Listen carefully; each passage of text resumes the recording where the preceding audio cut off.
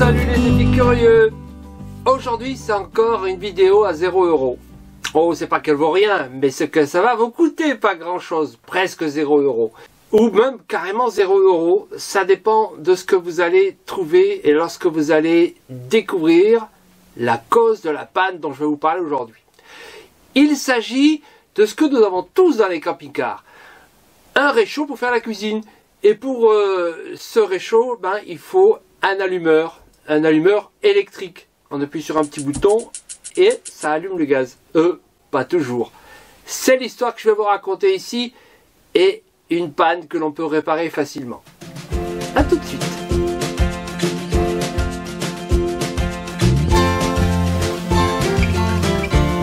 Vivre en camping-car, c'est utiliser le coin cuisine avec le réchaud. Alors le réchaud, ils sont différents avec des feux et le nombre de feux différents. Ici, j'en ai 3, mais franchement, on n'utilise que ces deux-là. Moi, je suis pour le fait qu'on n'en remette que 2 et ça permet de libérer de la place parce que si j'avais ici le réchaud plus court, ça me libère ici un plan de travail important. Alors, il est déjà pas mal ici dans mon cas, mais ça serait encore mieux sans ce troisième feu qui me sert à rien. Enfin, ceci dit, j'ai déjà abordé ce point plusieurs fois. Aujourd'hui, ce que je voulais voir avec vous, c'est l'entretien de ces réchauds. Alors, d'abord, lorsque l'on roule avec les vibrations, ces vis peuvent se défaire. Vous allez voir tout à l'heure que je vais être obligé de les resserrer. Et ça évite évidemment que quand on roule, ça vibre et ça se mette à faire un bruit désagréable. Heureusement, il y a ici des points qui appuient sur la plaque, ici en verre, et qui est fragile évidemment, et qui évite que ça vibre. C'est pas la seule fonction de ces points-là, vous allez voir tout à l'heure aussi comment en avoir besoin.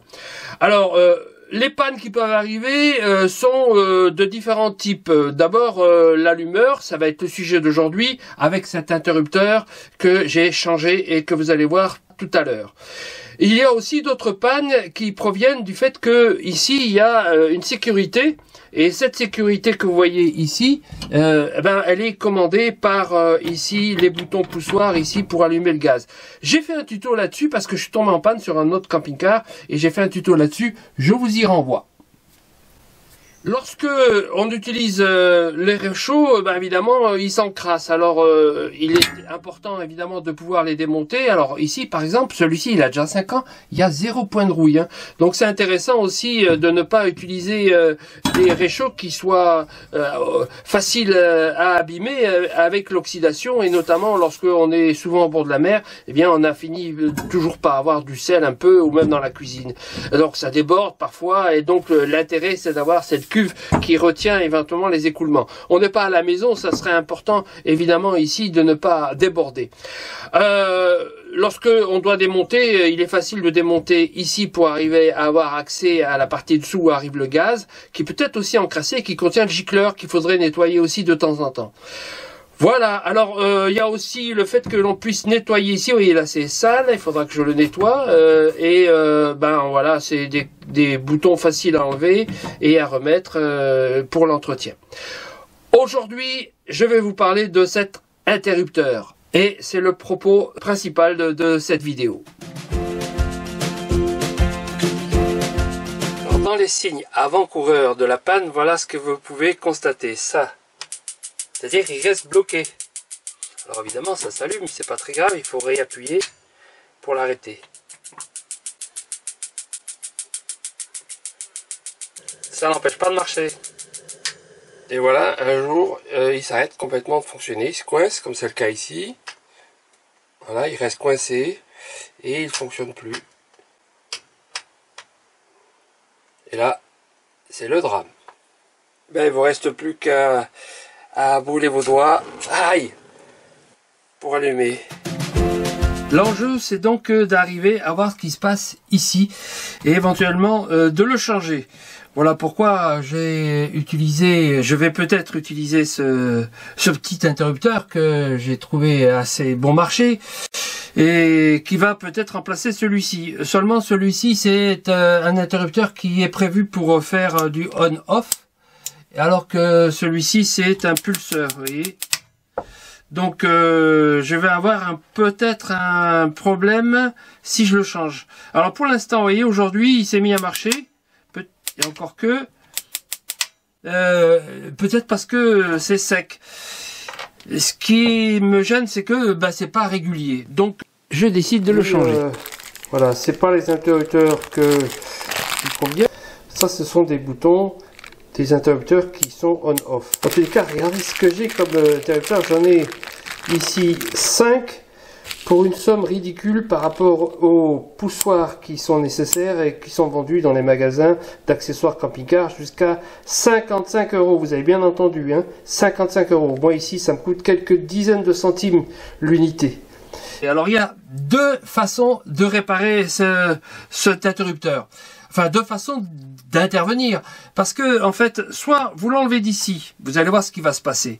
Et vous pouvez l'utiliser d'ici. Seulement, quand on enlève d'ici, eh bien, on peut pas le remettre directement.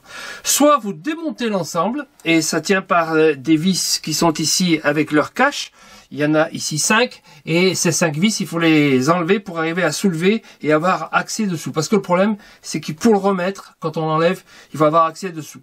Alors, il y a une façon qui consiste à aller chercher le dessous par le tiroir ici, qui s'enlève, et donc après, il faut avoir des mains assez longues, même quand on l'enlève, il faut passer par-dessous pour arriver à jusqu'ici.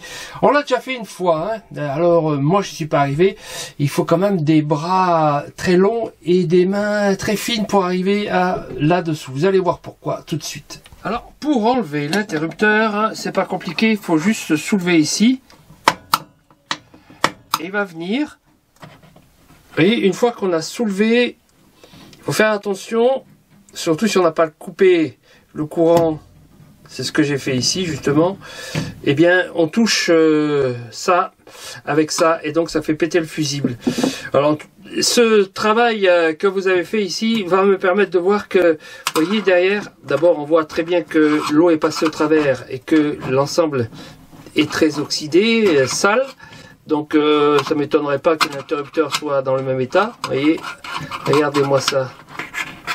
Alors, c'est cette petite plaque-là qui va poser problème quand on va le remettre parce que c'est cette petite plaque qui bloque l'interrupteur. C'est cette plaque qu'il faudra récupérer par le dessous pour arriver à bloquer ici. Alors, pour l'instant, elle est dessous. Je vais débrancher ici cet interrupteur pour le réviser, voire le changer. Pour l'instant, je vais le faire par le dessous. Alors, si vous n'avez pas envie de tout démonter, il faudra avoir donc la main qui permet d'arriver jusque là-bas dessous pour pouvoir le bloquer avec les doigts et l'enfoncer par le dessus. On l'a réussi, donc c'est possible, mais c'est vraiment pénible. Je vais démonter. Pour démonter, il faut enlever ces petits capuchons là, pour s'apercevoir que la vis qui est là, elle est quand même sacrément rouillée. C'est un lieu où on nettoie, donc on a sans arrêt de l'humidité, mais néanmoins, ça peut se faire. Voilà, je vais faire tout le tour. Une fois les capuchons enlevés et les vis enlevées, ça se fait assez facilement, sauf que parfois c'est quand même assez rouillé. Vous voyez par exemple ici, la vis qui est là, elle est sacrément rouillée parce que c'est quand même un milieu humide. Voilà, j'ai de la chance, je suis arrivé en nettoyant un peu la tête, je suis arrivé à l'enlever. Voilà, c'est fait. Alors une fois que tout est enlevé, il faut soulever. Alors pour soulever ça, il faut soulever par le joint qui est là. Attention de ne pas l'abîmer parce que vous aurez besoin de le remettre et que ça vient assez facilement. Voilà. Alors assez facilement, c'est vite dit parce qu'en fait ce que vous voyez pas ici et que je vais vous montrer en le bloquant, c'est qu'il y a tout le système de gaz qui arrive là. Et moi ce que je veux, c'est juste arriver là.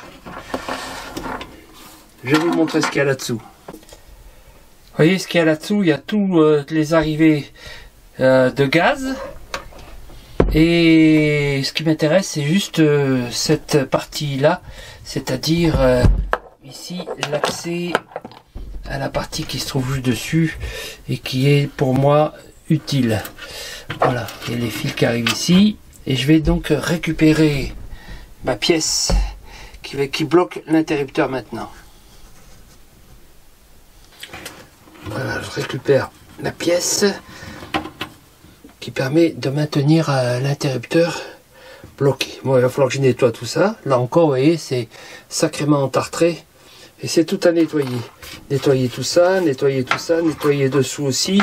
Alors, la marge de manœuvre est faible parce que j'ai pas envie d'enlever toute la connexion gaz qui m'est complètement inutile ici. Juste l'accès à ça me suffit. Bon, ben, je vais passer à la réparation de cet interrupteur et peut-être le remplacer par celui-ci si j'arrive. Soit celui-là, il a l'air complètement oxydé, vous voyez, il est quand même dans un sale état. Et je vais remplacer par celui-là. Mais je vais voir si je peux pas récupérer peut-être le dispositif qui est dedans pour le remplacer par celui-là. Parce que celui-là, vous voyez, c'est un pulseur. Oh là, il ne revient pas du tout. Hein. Bon, au pire, je mettrai un on-off. Tant pis si j'arrive pas à récupérer celui-là. Allez, me voilà maintenant pour le travail de réparation de l'interrupteur. Bon, ça je vais le nettoyer. Ça je vais le démonter et comparer avec celui-là. En tous les cas, déjà je vérifie que c'est la même dimension parce que il s'agira peut-être de remplacer celui-ci par celui-là. Donc c'est la même dimension.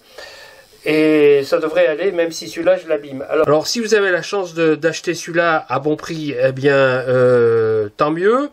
S'il est exactement le même, la dimension étant la même, il faut la vérifier quand même. Si vous avez un interrupteur qui n'est pas exactement le même, prenez bien les dimensions qui conviennent d'ici, c'est-à-dire par rapport à l'orifice dans lequel vous allez le mettre, il faudra bien qu'il soit ici à cette bonne taille. Alors en l'occurrence ici pour moi c'est 13 ici, et je vais prendre ici la cote de la longueur, et je vais avoir ici 17.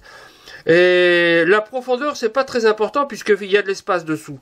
Par contre, il faut qu'il puisse rentrer et qu'il puisse rester bloqué dessous. Et puis, un dernier point qui est peut-être le moins important, il faut quand même que ça rentre dans votre gazinière, que ça dépasse pas trop du bord, c'est cette largeur-là et cette longueur-là, de telle façon que ça corresponde, ici, ça correspond point par point, les deux interrupteurs sont entièrement identiques. À part que celui-là, il coûte 40 centimes et que celui-là, eh bien, il est hors de prix. Alors, pour l'ouvrir, eh bien, c'est pas compliqué pour ouvrir ce type d'interrupteur. Il faut juste écarter ici et on soulève le petit plot qui est là. On fait pareil de l'autre côté. Alors, ça, sauter directement.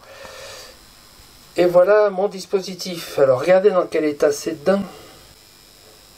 Donc voilà, il est foutu en fait, hein. Donc il est bien trop abîmé pour que je puisse penser le récupérer. Oh là là, regardez, ici l'oxydation qu'il y a au fond, m'étonne pas que ça marche pas. Par contre, ce qui m'intéresse, c'est peut-être de récupérer ça. Parce que peut-être que c'est le même truc que je vais retrouver de l'autre côté, avec la petite bille. Peut-être que ça, je vais le récupérer. Je vais voir si je peux pas garder ça. Celui-là, je vais le jeter parce qu'il est foutu. Et le remplacer par celui-ci. Voilà les pièces que je vais garder. Et peut-être que ça, c'est un peu compatible. C'est le même type de fabricant.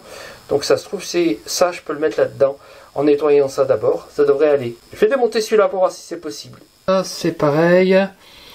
On passe un petit pointe ici de tournevis. On soulève, on pousse. On enlève un côté, on enlève l'autre pareil.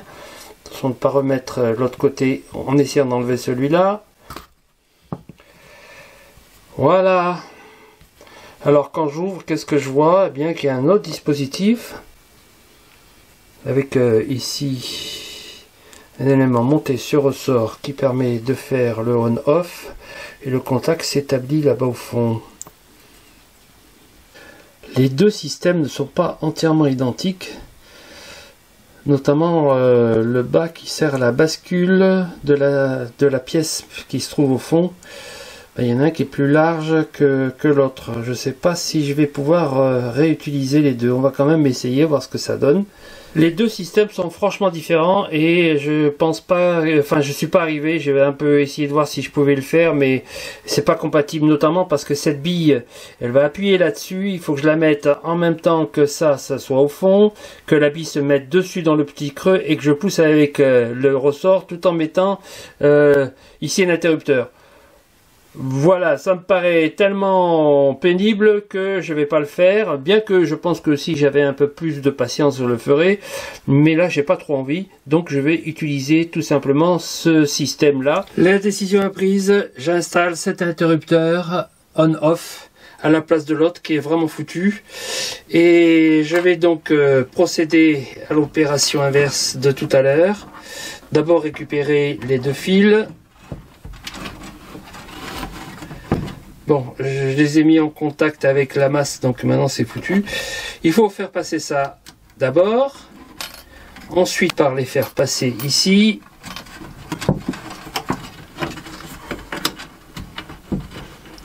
D'où l'intérêt d'enlever les fusibles avant, parce que là, vraiment, le contact est de partout. Alors, je mets cette fois, je ne vais pas me tromper de sens. Je veux l'interrupteur en appui ici pour allumer.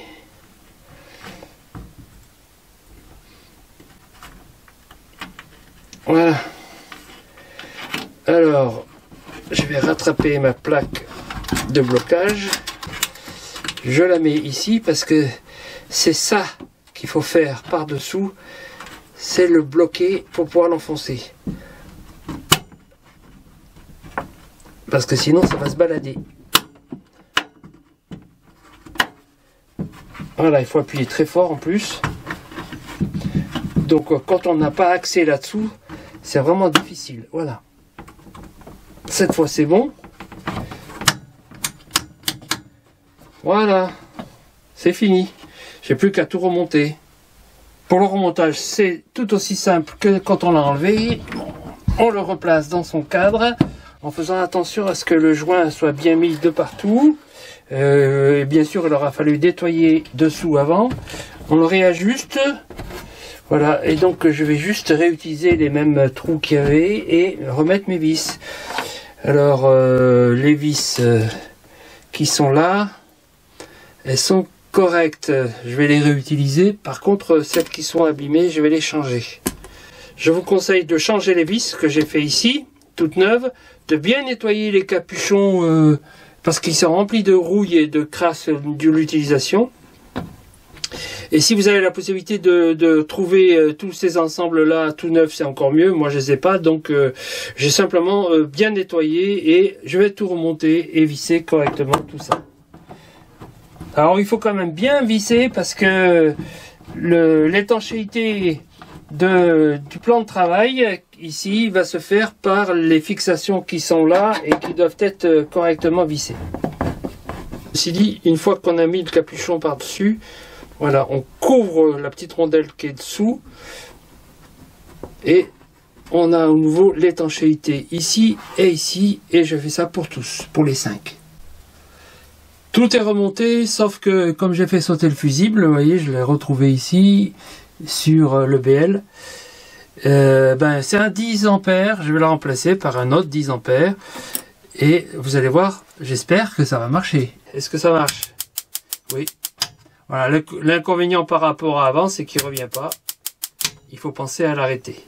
C'est un inconvénient mineur. Pendant qu'on est dans les révisions, bon, il y a un truc qui se passe ici avec les vibrations au bout d'un certain temps. Là, ça fait quand même maintenant 5 ans que j'utilise cette plaque. Vous voyez, ça prend du jeu ici au niveau des blocages qui sont défaits ici. Donc, ben voilà, puisque je suis devant, je le fais. Je vérifie ça. Voilà.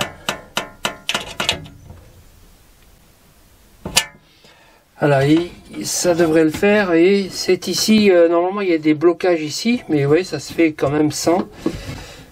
Là, il faut des petites pointes. Et là, voilà. Ça y est, cette fois c'est du costaud. En fait, une fois, on l'a retrouvé complètement dévissé.